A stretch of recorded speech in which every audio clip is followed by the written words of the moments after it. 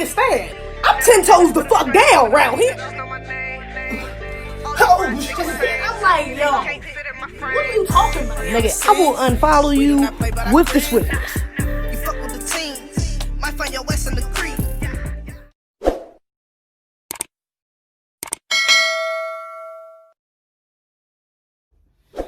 What's up, y'all? What's goody? What's goody? What's goody? What's goody? What's goody? What's goody? What's goody? It's your girl Zeze back with another motherfucking video. Make sure y'all like, comment, subscribe, turn on my notifications bell, get us join the thumbs up, share this motherfucker, all that shit, all that shit, all that shit. You feel me? So today's video is going to be about Nick Cannon. Okay, I'm pretty sure y'all heard about what's going on with him recently about his anti-Semitic comments he's made on his Cannon Class podcast. Now, I actually kind of like Nick Cannon. You know, he's pretty cool. I'm a gigolo, when a bunch of don't, is that R. Kelly song? I don't know. His last probably like 2-3 years, really, he's really been on a conscious wave. So I fuck with that. And because he's been on this conscious wave, he started the podcast, like I just mentioned before, Cannon Class. And on there, he's had a bunch of Black revolutionary speakers, authors. He had Tariq Nasheed versus Islam, people like that up there, speaking about Black issues. Recently, or not recently, because this interview I think it's probably been up for a month or a couple months now, but he had Professor Griff up there. If you know who Professor Griff is, he was in the group Public Enemy. Shout out to Public Enemy. But he was actually kicked out. I guess not shout out to Public Enemy. He was kicked out of Public Enemy for ironically making or doing the same thing Nick Cannon is in trouble for right now. And when I watched this episode, I didn't get to finish it. And it's not up anymore, so I can't finish it. But when I watched it and I seen this particular part that he got in trouble for, I thought to myself he might get in some hot water for this, but I'm not. I didn't really think too much of it because he didn't say anything that hasn't been said. He had Professor Griff, out of all people, like I just mentioned, he went through the same thing. He was on the show. You know what I'm saying? Everything he said, Professor Griffin said before, or Farrakhan, this has happened to him before, or, RZA, or a bunch of other people, Tariq, a bunch of people had said what he said, or something similar to it. You know what I'm saying? He even mentioned Dr. Francis Quest wrestling in it. You know what I'm saying? He didn't say anything that hasn't been said and really proven before him. You know what I'm saying? So that's why I was kind of surprised. I'm not gonna even lie, I was kind of surprised that niggas was really going in on him. You know what I'm saying? The way they was, because I was like, damn, what the fuck? Where y'all been at? But at the same time, I did recognize the fact that it was Professor Griff on the show, out of all people, and the stuff he was saying was, so like I said, some of the same shit Griff has gotten in trouble for before, or similar to it. Especially because he went a little further. He was saying shit like, Black people can't be anti-Semitic, white people are jealous and are envious of our melanin, and that's why they basically vibrate lower, because they have their lack of melanin, and so they're more prone to be violent and savages. And he was going in on these things. I can't even fake. I was like, okay, Nick Cannon. I said nothing that wasn't crazy before, which is kind of cool hearing from Nick Cannon, because Nick Cannon has always had the reputation of being the corny, white people funny, ride the line, the black audience, the white audience type guy. You know what I'm saying? He's never been seen as the really pro-black, full conscious of that. When he came out and said those things, again, it's been said before, because it's coming from him. It's like, oh, okay, Nick Cannon, okay, I see how you moving. So I see how you thinking. That's what's up. What do I think was he trying to be intentionally disrespectful towards white people or Jews, white Jews, I don't think he was trying to be anti-Semitic, even if that's how it came off to some people. That's not what his true intent was. I believe he was just trying to speak truth to power, that's what he did. But I think he may have forgot for a second, especially because he was comfortable with Griff there. He probably got a little comfortable with Griff there, that there is always going to be consequences for things you say, you know what I'm saying? And especially if you are working for someone,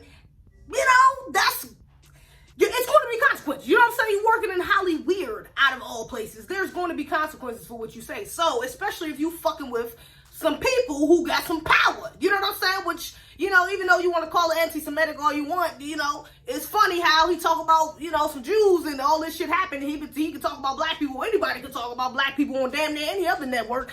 And this shit does not happen to their ass. That's all I'm saying. Viacom ended up firing him from Wellin Out, firing him from CBS, and, you know, cutting all ties with him. Now, my problem with that is, number one, although there is always consequence to your actions, and if you don't own your own shit, you own somebody else's shit, you gotta go by their rules. So he was on Viacom shit, he had to go by their rules. They said you can't make anti-Semitic marks, they thought he did, so nigga, you gotta go by the rules. They want you off their shit, you gotta get off their shit. He should have been able to say whatever he wanted to say. He was not on Viacom's network. He didn't say that on Wellin Out. He didn't say that on, what was The Masked Singer. He didn't say that on an interview on, you know, MTV, whatever the case may be. He did not say that. He didn't use their platform to say what he wanted to say about whatever group of people, whatever subject. He used his own fucking platform for that. No one should be able to tell you you can't say nothing because they just don't agree with you, because they deem it anti-Semitic. No, that's not right, even if it is anti-Semitic.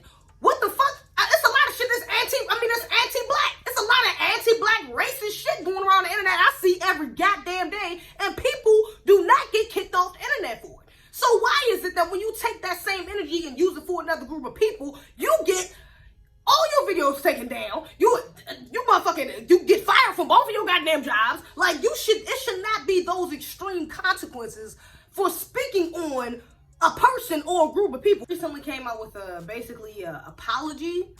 And he apologized to, you know, for any group that was offended by his remarks, and, you know, he took down everything from off his Instagram, like literally took down all of his posts except for like 3. I think it's like 5 or 6 of them now. Deleted like a bunch of videos from off his YouTube. He deleted the video with Professor Griff, the actual interview with Professor Griff. And, you know, he just kind of been on the low. You know what I'm saying? Just kind of been on the low, you know? He ain't really been saying too much. He came out with the first statement. And the first statement he initially came out with, I actually fuck with more than the second one he came out with. The first one, he was kind of like, you know, I apologize if I offended you, but, you know, you can't fire your boss. Like, that's what he was saying. He was like, yeah, like, nigga, I'm staying. He was basically saying, I'm staying 10 toes down, nigga. You can't fire a boss. I'm still a boss to bass, nigga. I still got bread. You know, this Viacom shit is gonna affect me, but bitch, it ain't gonna affect me like it would if I wasn't already a boss. You know what I'm saying? So I could respect that. I like the first post. You know, him deleting everything, I was a little worrisome. I was like, why would you delete everything? You shouldn't have deleted shit. Even the apology within his first statement was a little worrisome, because I was like, why would you apologize? Again, I feel like he was justified in what he said. He had the right to say what he said. He did not say anything that threatened anybody, that harmed anybody, or anything of that nature. He did not perpetuate anything that could get anyone harmed, killed, or threatened, or any type of, you know, violent or egregious thing. Number 2, he was not spewing hate. It wasn't hate speech, even though I don't even believe in hate speech. Bitch, you should be able to say what the fuck you want. Hate speech is just another way of saying, I want to censor your ass, okay? You can't say anything I don't agree with. That's what the fuck hate speech is. Now, the second apology he came out with was a little more remorseful. Like, he sounded a little more like he really felt bad, you know what I'm saying, about what happened, you know what I'm saying? And like, he was thinking about it, and he said he's trying to get educated. He's been talking to rabbis and shit like that. Like, he has an upcoming interview on Canon's class with the actual fucking rabbi now. And you know, it just kind of seemed like he was kind of getting a little,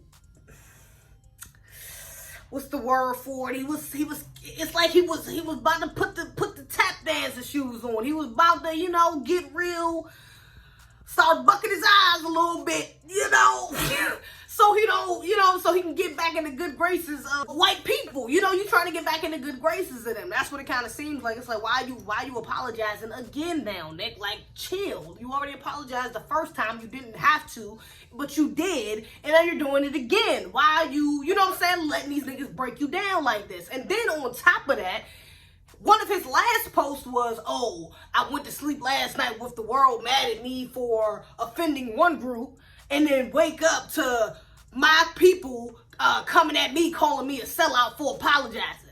And it's like, nigga, what?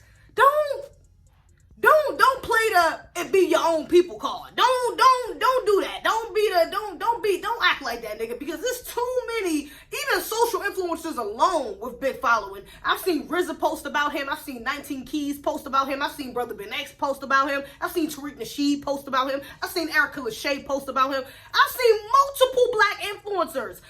And then countless amount of people on a grassroots level, just Twitter accounts and people I see on social media talking about how they supporting their candidate. So don't feed into the minority of niggas who's calling you a fucking sellout. You know what I'm saying? And just and make that the face of all black people, like we not really hit behind your ass, like my nigga. You know what I'm saying? When you see, it's clear who is actually supporting you. Now that even made me a little more worrisome, because now I'm leaning towards, now was at first the apologies was already like you already trying to clean up for, you know what I'm saying, you trying to clean up your image. You know what I'm saying? You even got it the first time. Second time, like I said, you double down. That would look like you trying to get back comfortable with white people. You trying to, you know what I'm saying, kiss up to them. Now you doubling down again, tripling down, should I say, with this bullshit ass post talking about black people is turning against you, turning their back against you, when that's not what's happening. And I'm not gonna sit up here and fake like there aren't some black people calling themselves sellouts. I've seen it, you know what I'm saying? But again, from what I've seen, that's the minority. And even if that's not